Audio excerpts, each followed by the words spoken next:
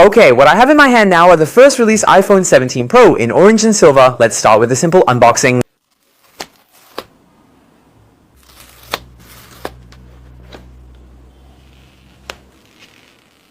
First is the color. Before, I thought the color transition of this splicing should be quite harmonious, but after actually handling it, I must say, whether it's the orange or silver, the color difference in its new splicing design is still very noticeable. However, when viewed from the highlighted side, the color transition appears more natural. For those who are sensitive to this, be prepared. In terms of color, there is no white, which is my favorite, so I settled for silver. Although this orange is also very nice and highly recognizable, others can immediately tell it's a new model, but personally I feel it's like a very beautiful floral shirt. I really like it now, but such a distinctive color may not suit all occasions.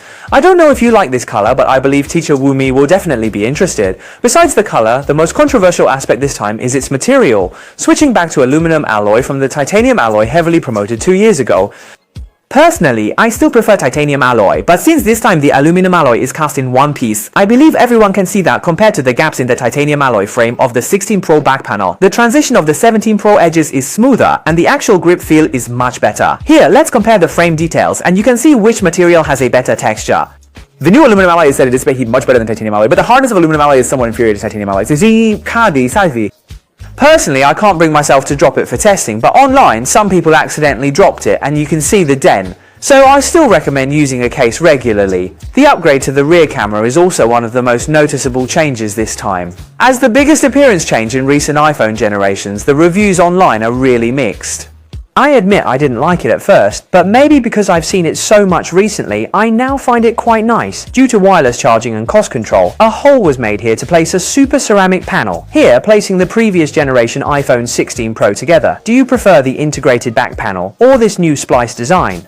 As for the screen, it has been upgraded to a new ultramagnetic crystal panel which is said to have greatly improved scratch resistance, but in my experience no matter how hard the screen is, over time there will still be some scratches if used without protection. If you're a bit obsessive like me, I suggest using a screen protector. Of course if you're wealthy then it doesn't matter, the feel of a bare device is definitely unbeatable.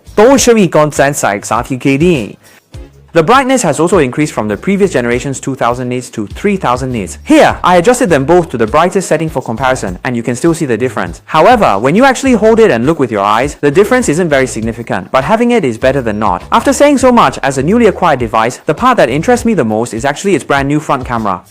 When I used it for the first time, I was very shocked because it changed to a brand new square sensor. So now holding the phone vertically, you can take landscape photos without turning the phone sideways. And most importantly, taking photos with the phone held vertically results in a more natural eye perspective. Why has such a useful feature only appeared today? Another impressive feature is the center stage function. It not only automatically centers you when taking selfies, but even during video chats with friends. It tracks your image to keep you in the frame. But because it's the sensor moving, not the phone itself, if you just ran very far, it still won't capture you, but this feature really impressed me. Another point I want to complain about is regarding front and back recording. I initially thought it would be two separate videos, but actually it's a single uneditable video. For example, if you want to share a concert video you recorded with someone, you can't hide the selfie perspective and it will block the lower part of the screen, which is a bit too much. But on the other hand, doesn't this give a point for the next generation to upgrade? And is Overall, I really like the new iPhone 17 Pro. Whether it's reverting to aluminum alloy for better heat dissipation, the segmented design for wireless charging, or changing the rear camera module for better image quality, you can see that Apple is no longer pursuing so-called artistic design, but is truly leaning towards practicality. Pro is Pro. It is a very useful and powerful device. If you are pursuing appearance and ultimate experience, then the brand new iPhone Air might be your best choice. Okay, the above is a simple hands-on sharing of the first batch of iPhone 17 Pro. Thank you very much for watching up to here. If you have any questions, you can also discuss them in the comments section. If this video has been helpful to you, I would also greatly appreciate your likes, favorites, and follows. I am Swan. See you next time. Bye bye.